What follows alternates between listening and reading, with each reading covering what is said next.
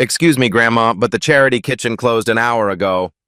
Derek Martinez's words sliced through the Hamilton's elegant atmosphere like broken glass. He towered over the elderly black woman in the corner booth, his sneer visible to every diner in the restaurant.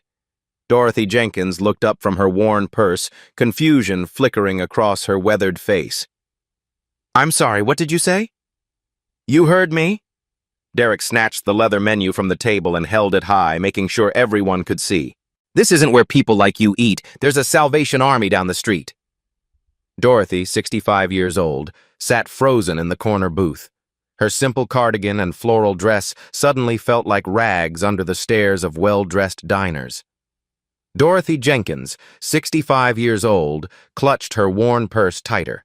She'd raised 4 children, buried a husband, and worked double shifts for 30 years. But nothing had prepared her for this moment. Have you ever been made to feel like you don't belong somewhere simply because others judged your appearance? 6:35 p.m. Son expected in 25 minutes.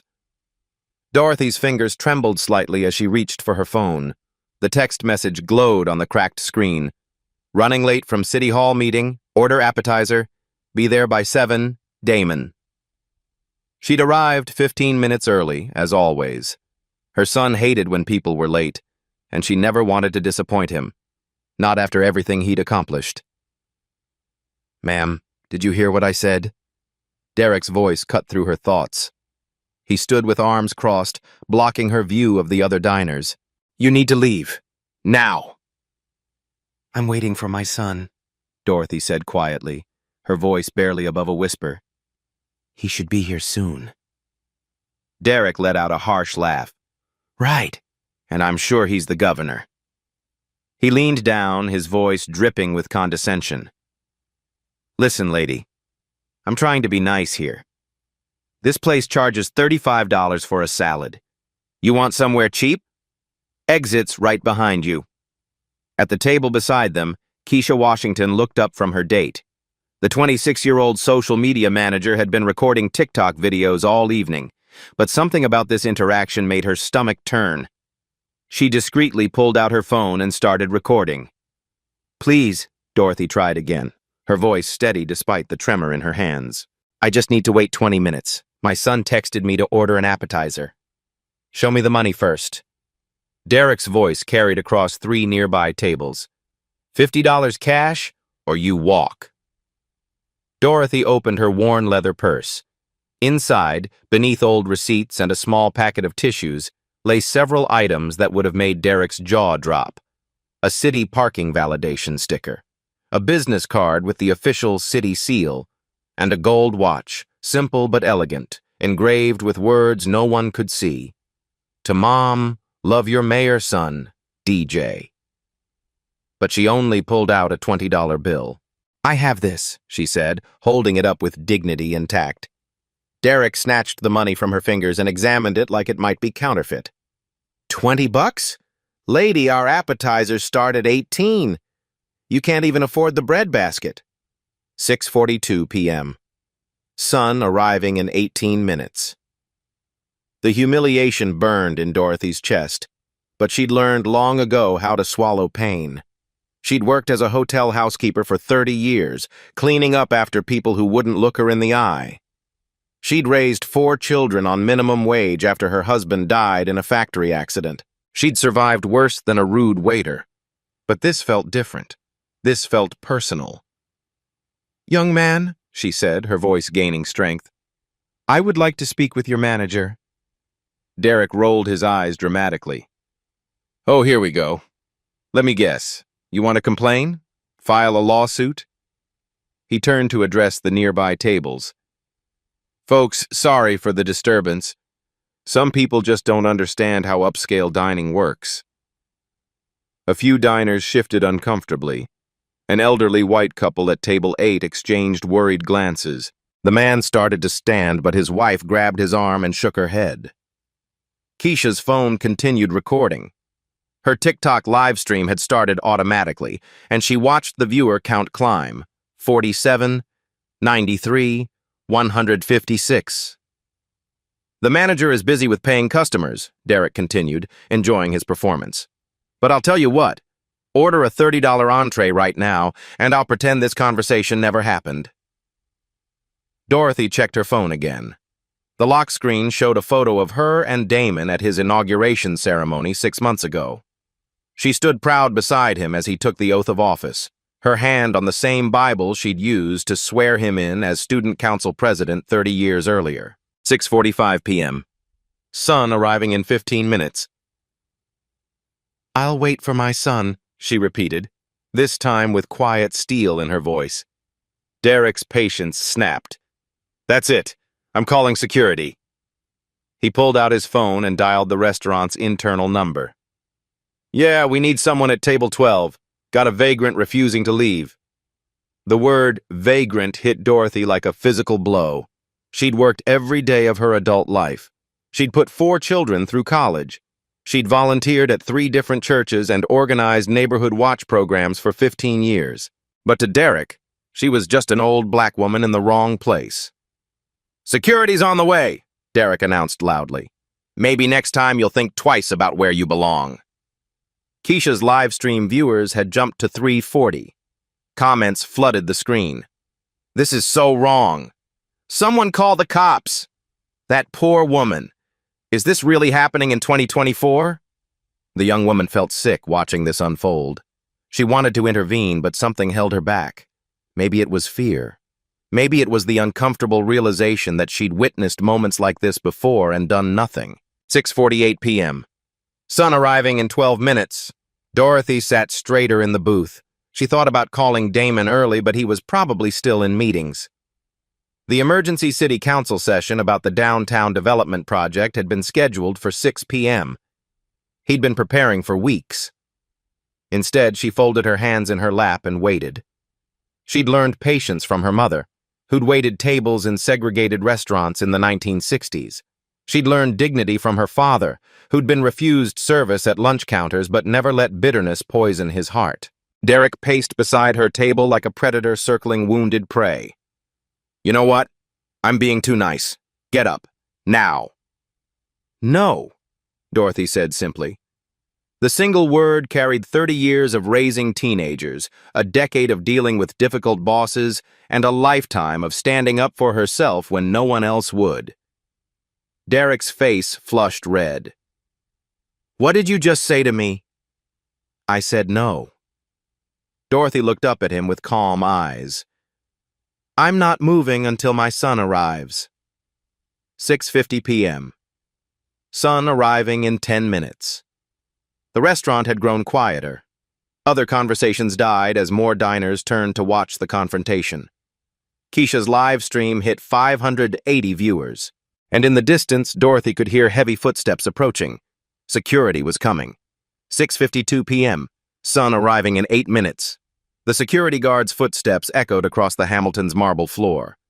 Marcus Thompson, a 42-year-old former Marine, had worked restaurant security for 3 years. He'd seen his share of difficult situations, but something about this one felt wrong. The elderly woman sat with perfect posture, hands folded, looking more like someone's grandmother than a troublemaker. But Derek was practically vibrating with agitation. "Finally," Derek muttered as Marcus approached. "This woman has been causing problems for 20 minutes. She's refusing to order anything substantial and won't leave." Marcus studied Dorothy's face.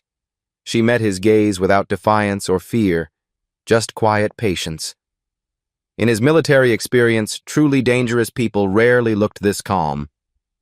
"Ma'am," Marcus said gently, "is there something I can help you with?" "I'm waiting for my son," Dorothy replied. "He asked me to meet him here at 7 o'clock. Derek snorted. "She's been saying that for half an hour, claims her son is coming but won't prove she can pay for anything. This is a business, not a homeless shelter." 6:54 p.m. Live stream viewers, 8:47. Keisha's hands shook slightly as she held her phone steady. The comments were coming faster now. "This is discrimination. Where is this restaurant? Someone needs to help her. I'm calling the news." A college student at the bar had started his own recording. An elderly white businessman discreetly took photos. The Hamiltons' own security cameras captured every angle, but still, no one stood up. "Look," Marcus said to Dorothy, his voice respectful. "I understand you're waiting for someone, but if you're not planning to order—" "She has $20, Derek interrupted. 20! Our cheapest entree is 35. She's wasting everyone's time." Marcus frowned. Something about Derek's tone rubbed him wrong. He'd grown up in Hamilton's East Side, watched his own grandmother face similar treatment at upscale establishments. "Ma'am, do you have a way to contact your son?" Marcus asked. Dorothy's fingers moved to her phone. The contact list showed Damon, mayor's office, at the top, but she hesitated. Her son was in important meetings. The downtown development vote could affect thousands of jobs. He's at work," she said simply. Derek laughed harshly. "Right, let me guess. He's the President of the United States, too." 6:56 p.m. Manager Patricia Collins arrives. The commotion had finally reached the manager's office. Patricia Collins, 38, had worked her way up from hostess to manager over 12 years. She prided herself on running a smooth operation, but the scene at table 12 was anything but smooth. "What's the situation here?" Patricia asked Derek, not bothering to look at Dorothy. "Vagrant situation," Derek said with satisfaction. "She's been here 40 minutes, ordered nothing but water, claims she's waiting for her son. I've been trying to handle it diplomatically." Patricia's eyes swept over Dorothy's simple clothes, worn purse, and modest appearance. In her experience, people who belonged at the Hamilton looked different. They carried themselves differently. They wore different clothes. "Ma'am," Patricia said with forced politeness, "we have a minimum order policy during dinner hours. I'm going to have to ask you to either place an order or allow us to seat other customers." "I understand your policy," Dorothy said calmly, "but my son specifically asked me to wait here. He's running late from a city meeting." "A city meeting?" Patricia's tone dripped skepticism. "What kind of meeting?" Dorothy hesitated again. She'd raised her children never to name-drop or use their father's memory for special treatment.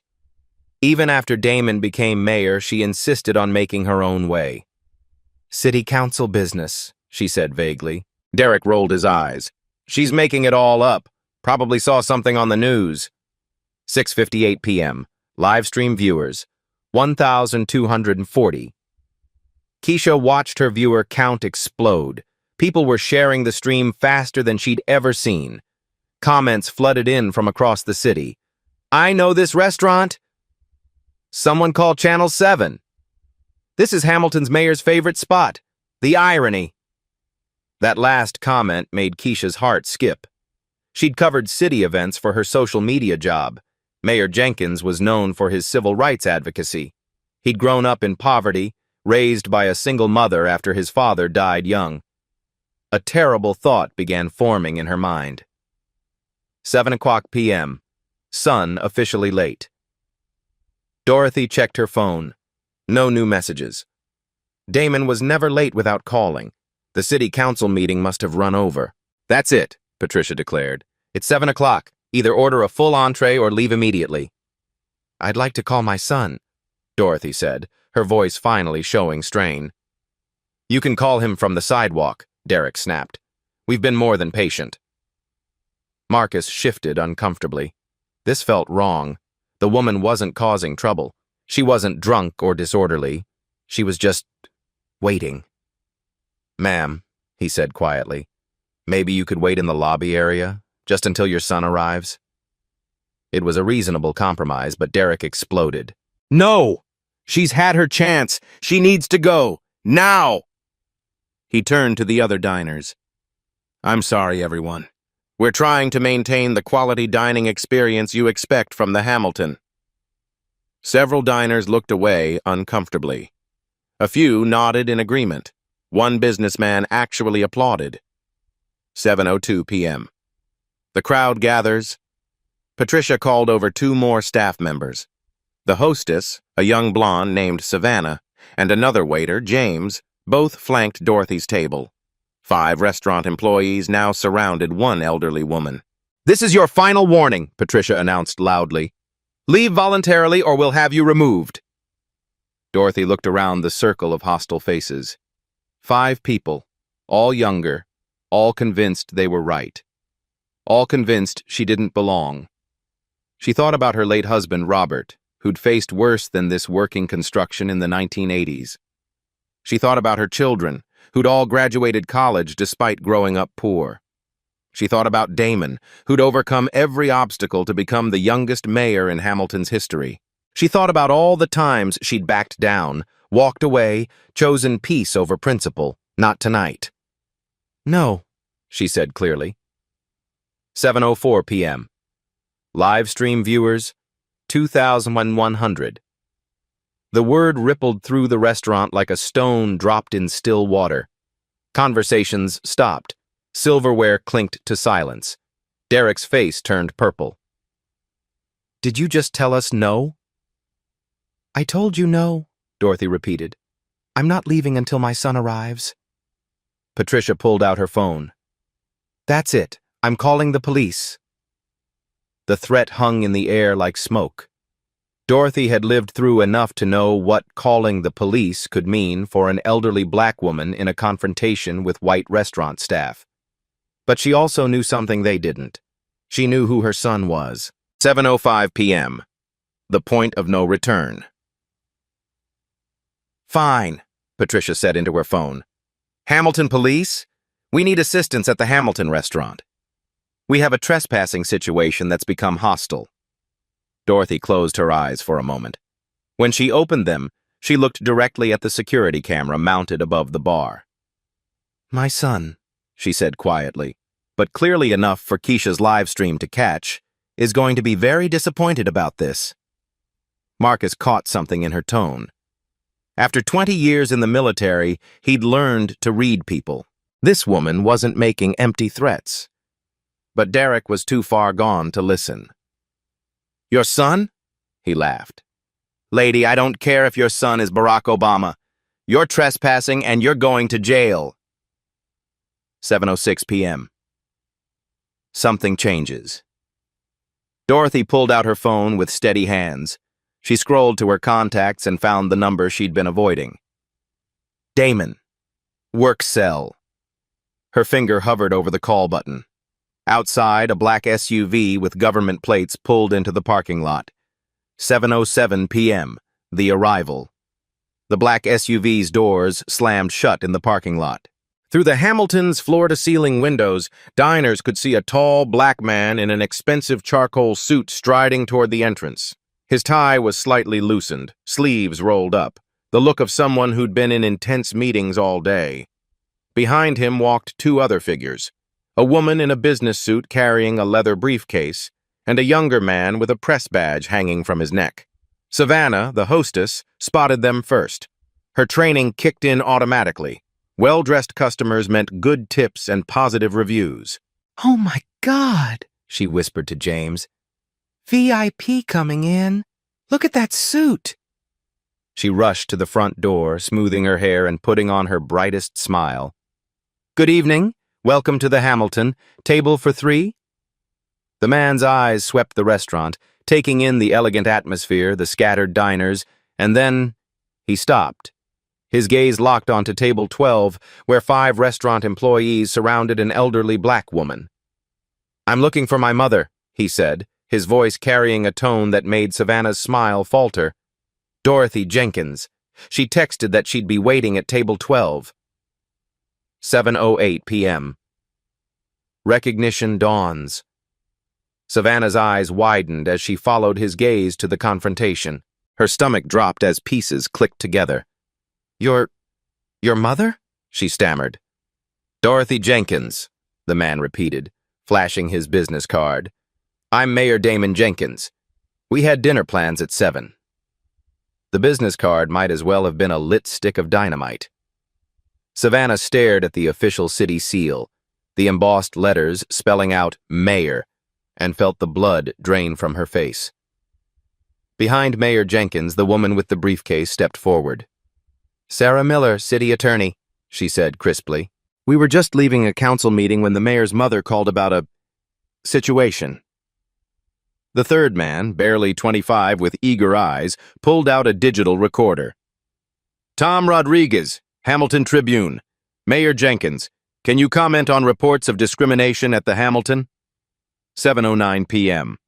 The moment of truth. Mayor Jenkins didn't wait for introductions. He walked directly toward table 12, where Patricia was still on the phone with police dispatch.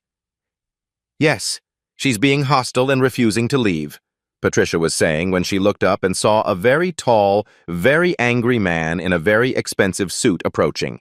Derek, still hovering over Dorothy with his arms crossed, followed Patricia's gaze. Something about the newcomer's presence made the hair on his neck stand up. "Mom!" Mayor Jenkins called out, his voice cutting through the restaurant's murmur. Dorothy's face lit up with relief and pride. "Damon! There you are, baby! I was starting to worry." The word baby, spoken with such genuine maternal love, hit the assembled restaurant staff like a freight train. Derek's mouth fell open. Patricia's phone slipped from her fingers. Marcus took an involuntary step backward.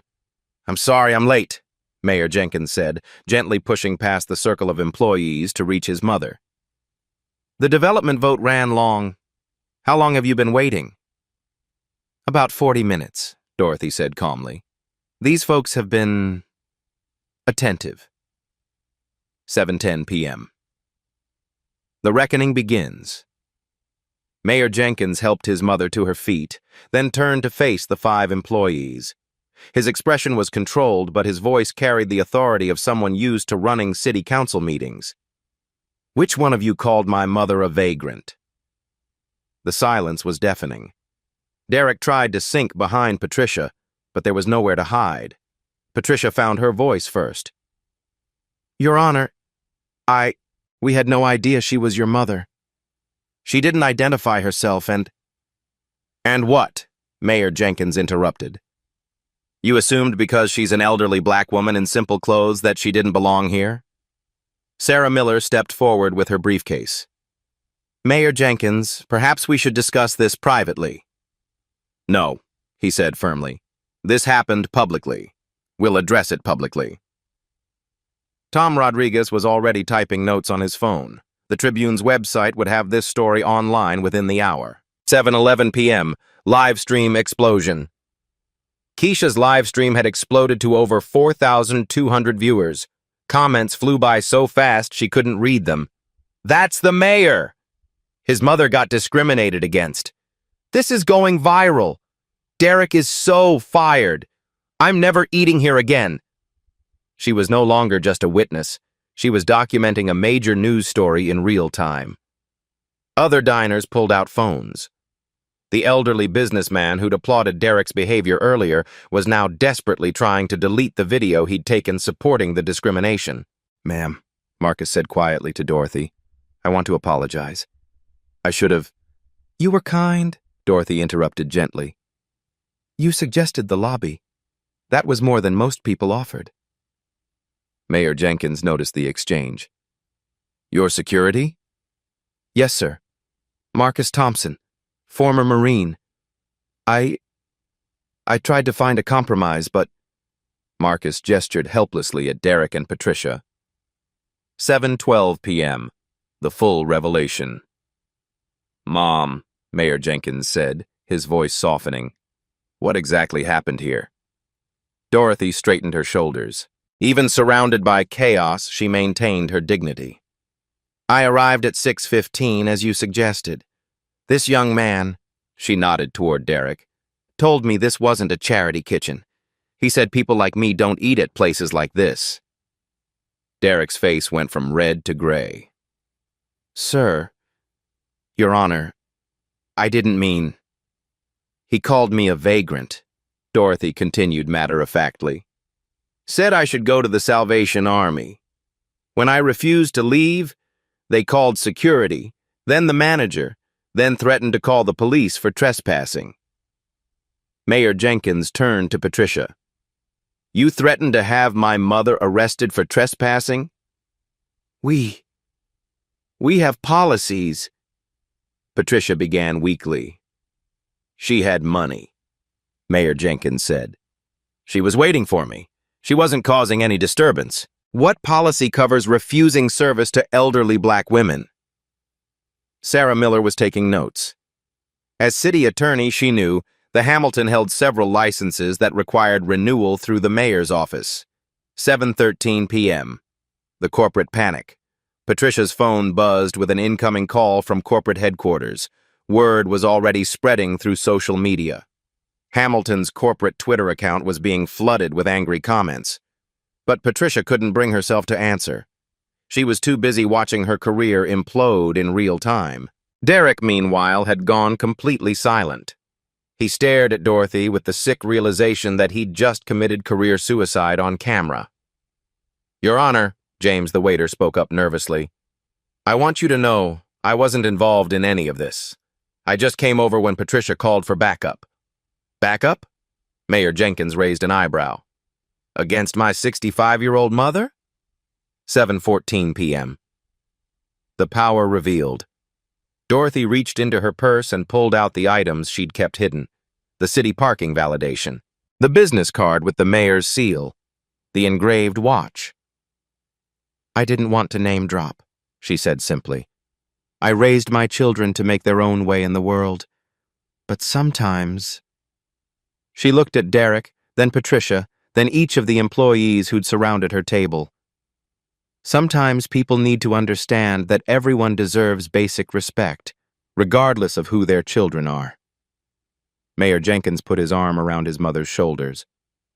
"Mom, you shouldn't have to carry business cards to get decent treatment." "I know, baby. But I also know the world we live in." 7:15 p.m. Media frenzy. Tom Rodriguez stepped forward with his recorder. "Mayor Jenkins, this incident was live-streamed to thousands of viewers. Do you have a comment?" "I do." Mayor Jenkins looked directly into Keisha's phone camera, knowing the live stream was still running. "My mother, Dorothy Jenkins, worked as a hotel housekeeper for 30 years. She raised 4 children alone after my father died. She put all of us through college on minimum wage and tips." His voice grew stronger. "She volunteered at 3 churches, organized neighborhood watch programs, and never missed a PTA meeting. She is one of the most dignified, hard-working people I know." He paused, looking at Derek and Patricia. "The fact that restaurant staff judged her worth by her clothes instead of her character says everything about them and nothing about her." 7:16 p.m. The consequences begin. Patricia's phone rang again. This time she answered with shaking hands. "Hello? Patricia, this is Regional Manager Williams. We're watching the live stream. Is that really Mayor Jenkins?" Patricia looked at the tall man in the expensive suit, now gently helping his mother back into the booth. "Yes, sir. It's really him." "And did Derek really call the mayor's mother a vagrant?" Patricia closed her eyes. "Yes, sir. We'll discuss your employment status tomorrow. For now, get Derek out of there before this gets any worse." But it was already too late for damage control. 7:17 p.m. Dorothy's grace. Despite everything, Dorothy looked at Derek with something approaching sympathy. "Young man," she said quietly, "I hope you learned something from this. Not about who my son is, but about treating people with kindness regardless of who they are." Derek couldn't meet her eyes. "Mrs. Jenkins, I'm sorry. I really am." "I believe you are," Dorothy said. "But sorry isn't enough anymore." Mayor Jenkins checked his watch. "Mom, are you ready for dinner? I made reservations at Bella Vista instead." "That sounds lovely," Dorothy said, standing with grace despite the ordeal.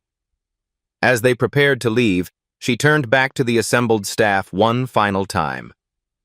"For what it's worth," she said, "the young man in security tried to help.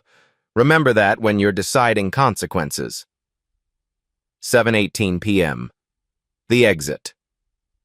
As Mayor Jenkins escorted his mother toward the door, the entire restaurant watched in stunned silence. Sarah Miller and Tom Rodriguez followed, already planning the legal and media response. Keisha's live stream hit 6,800 viewers as she filmed their dignified exit. The last thing her camera caught was Derek, slumped against the wall, finally understanding that he'd just destroyed his life over a $20 bill and his own prejudices. Outside, Mayor Jenkins helped his mother into the SUV. "I'm proud of you, Mom," he said quietly. "For what?" "For not backing down. For keeping your dignity. For teaching them something, even if they didn't want to learn." Dorothy smiled. "Your father would have handled it the same way." As they drove away, neither of them looked back at the Hamilton, but the internet would remember what happened there forever. 7:20 p.m. The return. 20 minutes after their dignified exit, Mayor Jenkins's SUV pulled back into the Hamilton's parking lot. This time, he wasn't alone. Sarah Miller stepped out carrying a thick folder marked Business License Division. Behind her, Tom Rodriguez balanced his laptop and recording equipment. A third figure emerged, David Park, Hamilton's Director of Consumer Affairs, armed with a clipboard full of violation forms. "Mayor Jenkins," Sarah said as they approached the restaurant, "are you certain you want to handle this tonight? We could schedule a formal hearing." "My mother sat there for an hour being humiliated," he replied firmly. "We handle this now." Through the windows, they could see Hamilton in chaos. Patricia paced behind the hostess stand, phone pressed to her ear. Derek sat at the bar, head in his hands. Several diners had left, abandoning half-finished meals. 7:22 p.m. The legal framework. "Let's review what we're dealing with," Sarah said, opening her folder as they walked. The Hamilton Restaurant Group holds business license number BL 7394, renewed annually through the mayor's office. "Current value?" Mayor Jenkins asked. "Based on their reported revenue of $2.3 million annually, the license represents approximately $890,000 in yearly liquor sales alone." David Park flipped through his clipboard. "They also hold food service permit, MAD FS 11847, entertainment license, hashed for ENT 332 for live music, and outdoor seating permit, NASH OS 129. "City contracts?" "Significant," Sarah replied. "The Hamilton has provided catering for city events totaling $156,000 over the past 18 months. The police department Christmas party, 3 council-member retirement dinners, and the annual Chamber of Commerce Gala." Mayor Jenkins paused at the entrance. "And if we find violations of Anti-Discrimination City Ordinance 847.2? "Immediate license review," David said. "Mandatory suspension pending investigation. Loss of all city contracts within 48 hours. 7:24 p.m. Corporate arrives. As they entered the restaurant, a silver Mercedes pulled up outside. Regional Manager Robert Williams stepped out, followed by the Hamilton Restaurant Group's legal counsel, Amanda Foster. Williams, a thin man in his 50s, looked like he'd aged 10 years in the past hour. His phone had been ringing non-stop as social media exploded with hashtags like #Hamilton Restaurant Shame and #Mayor's Mom. "Damage control," he muttered to Foster as they hurried inside. "Whatever it takes." 7:25 p.m. The confrontation, Mayor Jenkins approached Patricia, who was still on the phone with corporate headquarters. Her face went white when she saw him return. "I need to call you back," she whispered into the phone. "Ms. Collins, isn't it?" Mayor Jenkins said, reading from Sarah's notes. "Restaurant manager, employed here for 12 years? "Yes, sir, Your Honor. We're so sorry about the misunderstanding." "Misunderstanding?" Sarah Miller stepped forward. "According to live stream footage viewed by over 8,000 people, your staff called the mayor's mother a vagrant and threatened to have her arrested for trespassing." Patricia's hands shook. "We didn't know." "You didn't know she was human?" Mayor Jenkins's voice carried across the restaurant. "You didn't know she deserved basic respect?" 7:26 p.m. The ultimatum regional manager. Williams burst through the door, slightly out of breath. Your Honor, Mr. Mayor, I'm Robert Williams, Regional Manager. We're prepared to make this right immediately. Are you? Mayor Jenkins turned to face him. How? Full apology, of course. We'll terminate Derek immediately. Sensitivity training for all staff. Whatever you think is appropriate. Sarah Miller opened her legal folder. Mr. Williams, are you familiar with Hamilton City Ordinance 847.2 regarding discrimination in public accommodations? Williams' confident expression faltered. What specifically? Any business holding a city license that engages in discriminatory practices faces mandatory review and potential license suspension, David Park read from his clipboard. The review process takes 30 to 60 days, during which all city contracts are suspended. 7:27 p.m. The numbers game. Let's talk numbers, Mayor Jenkins said. Your liquor license generates approximately $890,000 in annual revenue. True? Williams nodded nervously. City catering contracts, $156,000 over 18 months. Your entertainment license allows live music on weekends. What's that worth in additional customer draw? I'd have to check our books. I'll tell you, Sarah interrupted. According to your own business filings, weekend entertainment increases customer volume by 37%. That's roughly $280,000 in additional annual revenue. Amanda Foster, the restaurant's lawyer, finally spoke up. Your Honor, surely we can resolve this without involving license reviews. Can we? Mayor Jenkins looked at her steadily. Your employee called my mother a vagrant. Your manager threatened to have her arrested. Your staff surrounded her like she was a criminal. All because she's an elderly black woman who doesn't look wealthy enough for your establishment. 7:28 p.m. The real cost, Tom Rodriguez, had been quietly documenting everything. Now he stepped forward with his laptop. Mayor Jenkins, the live stream footage has been shared over 3,000 times in the past hour. Local news stations are calling for comments. This story will be on the 11 o'clock news tonight. He turned the laptop screen toward Williams. Your restaurant's Yelp page has received 47 one-star reviews in the past hour. Your Facebook page has been flooded with angry comments. Your Twitter mentions are, well, they're not good. Williams stared at the social media storm in horror. Every review mentioned Derek's treatment of the mayor's mother. Several customers were posting photos of credit card receipts with "Never Again" written across them. 7:29 p.m. Legal consequences. Here's what's going to happen, Sarah Miller said, pulling out official forms. I'm filing a formal discrimination complaint under City Ordinance 847.2.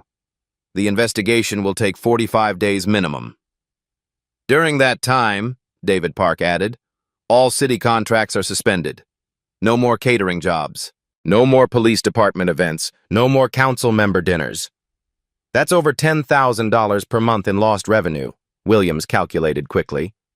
The entertainment license review will examine whether your establishment maintains community standards consistent with city values, Sarah continued.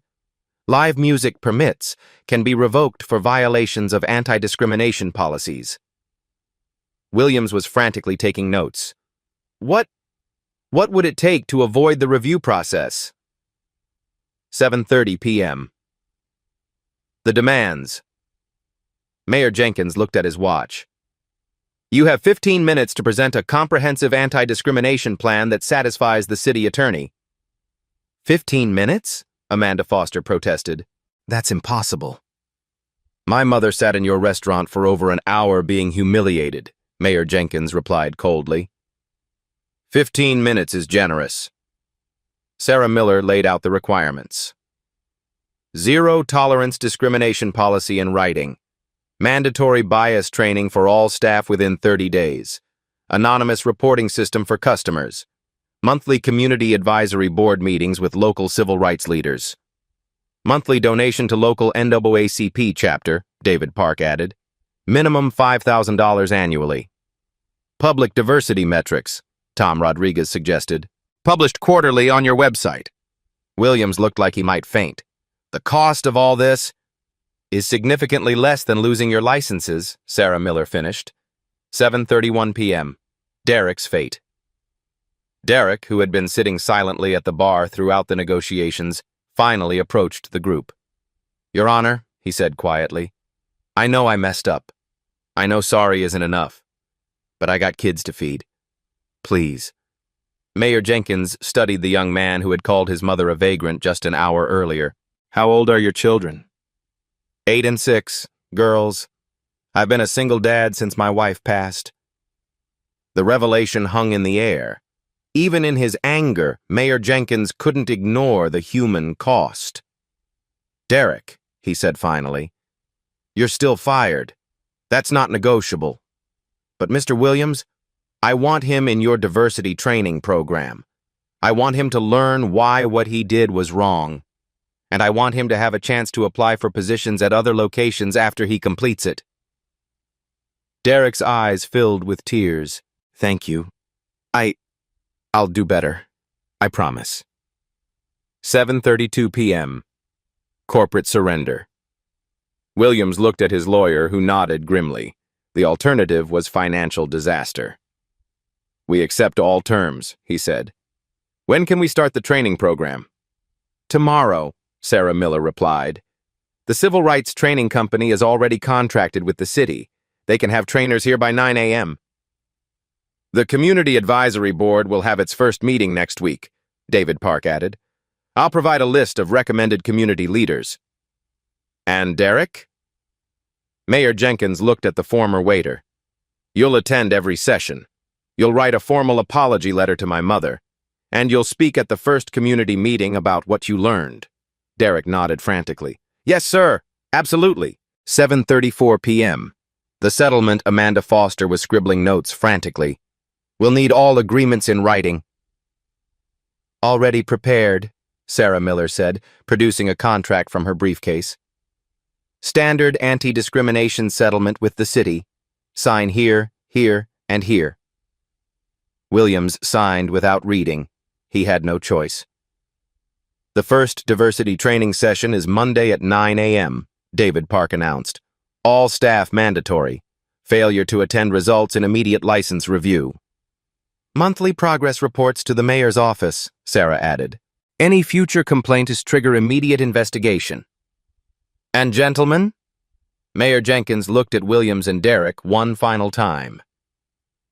"If anything like this ever happens again at any Hamilton Restaurant Group location, we'll revisit these agreements. Are we clear?" "Crystal clear, Your Honor," Williams said. As the city officials prepared to leave, Tom Rodriguez approached Williams with his recorder. "Any comment for the Tribune about tonight's settlement?" Williams looked exhausted. "The Hamilton Restaurant Group deeply regrets tonight's incident. We're committed to ensuring all customers receive respectful treatment regardless of their background. We're grateful for the opportunity to make things right." 7:36 p.m. Justice served. As they walked back to the SUV, Sarah Miller shook her head in amazement. 45 minutes from discrimination to comprehensive reform. That might be a record. "My mother shouldn't have had to endure an hour of humiliation for this to happen," Mayor Jenkins replied.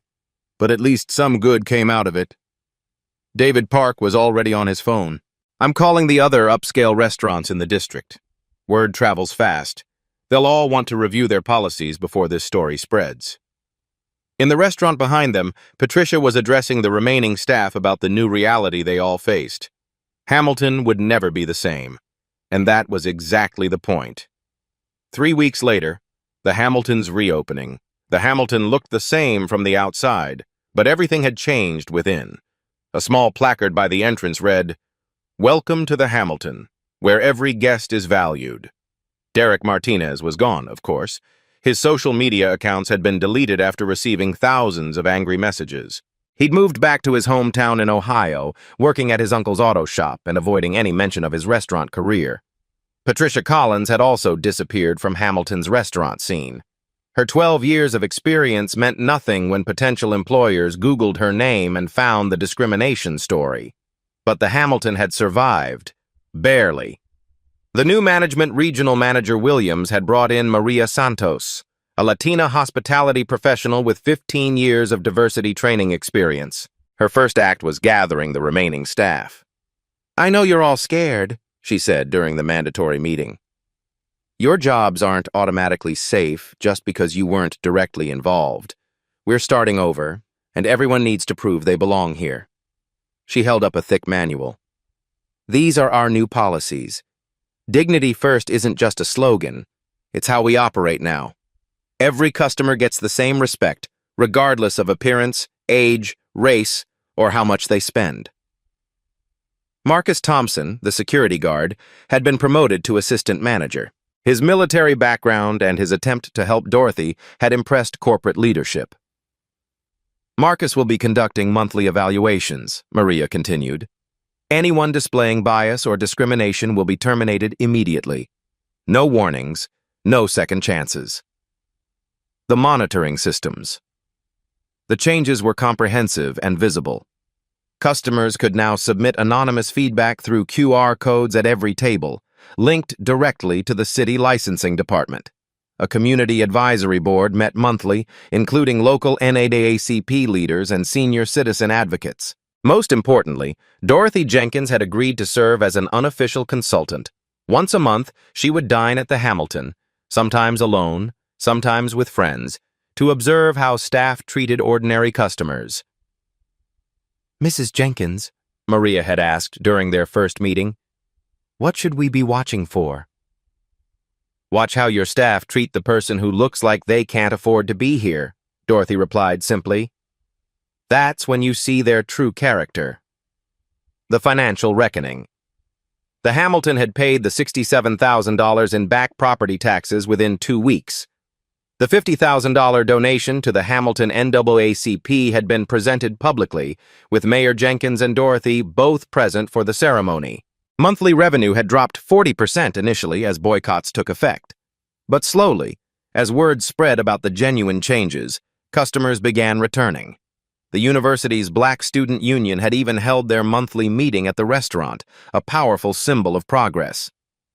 "We're not just surviving," Maria reported to corporate. "We're building something better."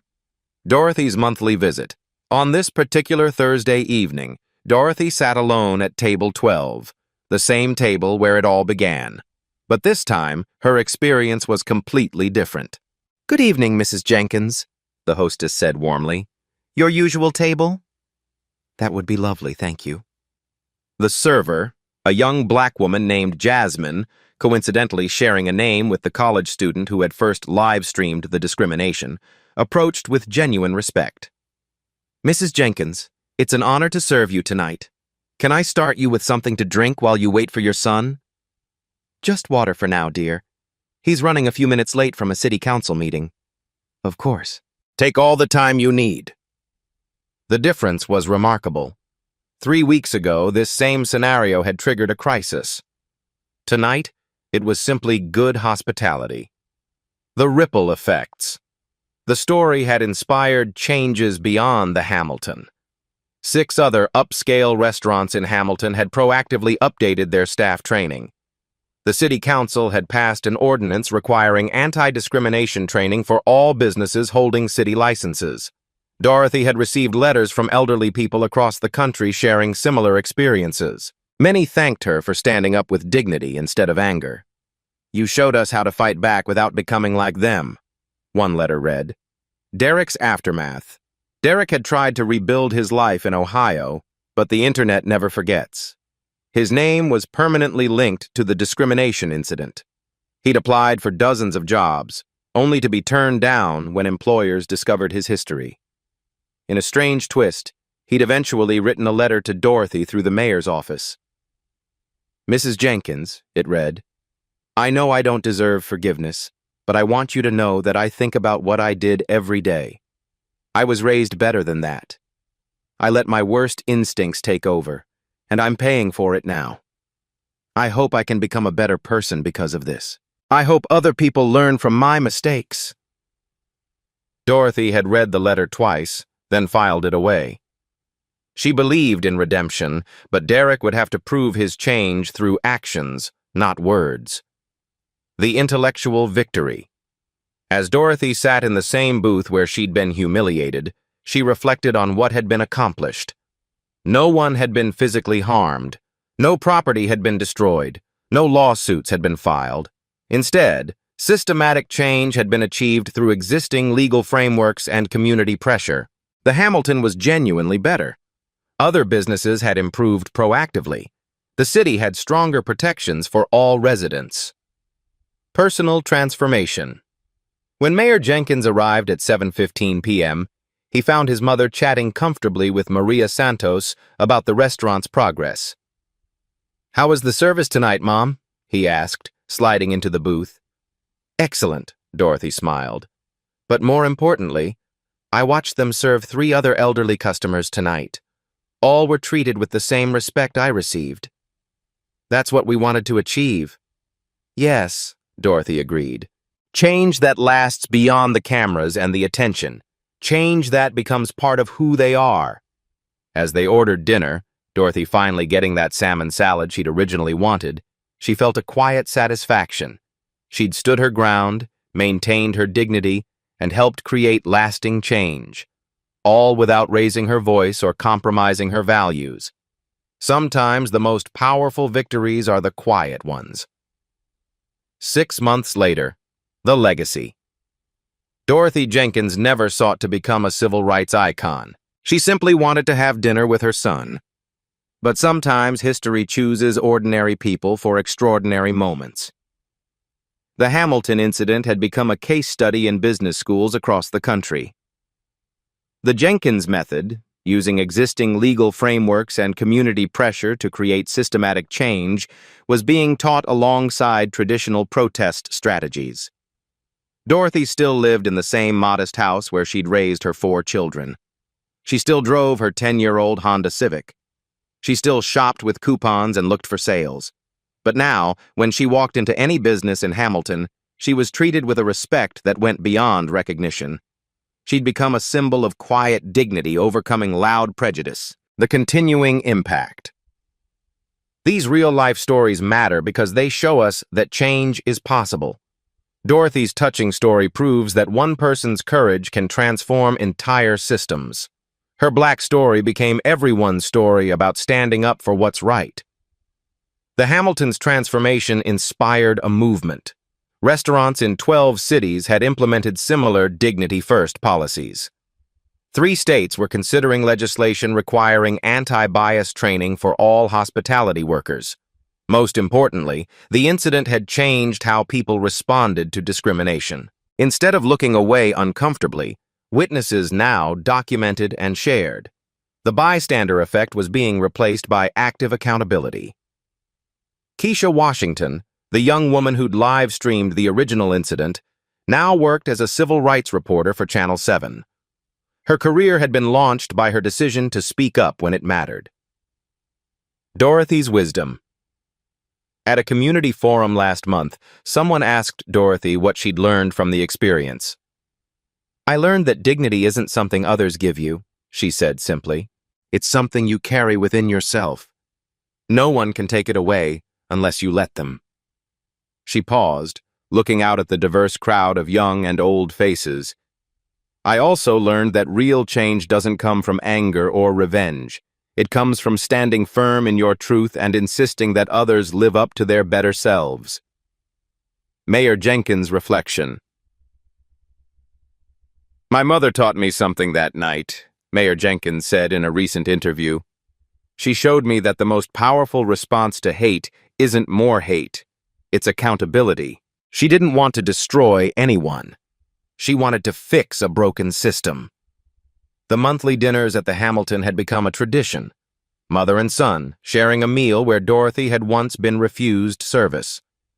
The staff now competed to serve their table, not out of fear, but from genuine respect. The final lesson.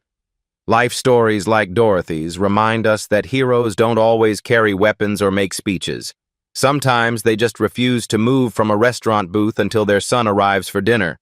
Sometimes they maintain their grace under pressure and trust that justice will prevail. Sometimes they change the world simply by insisting on being treated like human beings. Your voice matters. Have you witnessed discrimination like this? Have you been made to feel like you don't belong somewhere you had every right to be? Your story matters. Your voice can create change. Document it. Share it. Don't let injustice hide in silence. Comment below with your own experiences. How did you handle discrimination when you faced it? What would you do differently now? Share this video because change happens when stories like Dorothy's reach the people who need to hear them most. Subscribe to Black Voices Uncut for more stories of quiet strength overcoming loud prejudice. Real people, real courage, real change. Because in the end, we all have the power to stand up like Dorothy Jenkins did, with dignity, determination, and an unshakable belief that everyone deserves respect.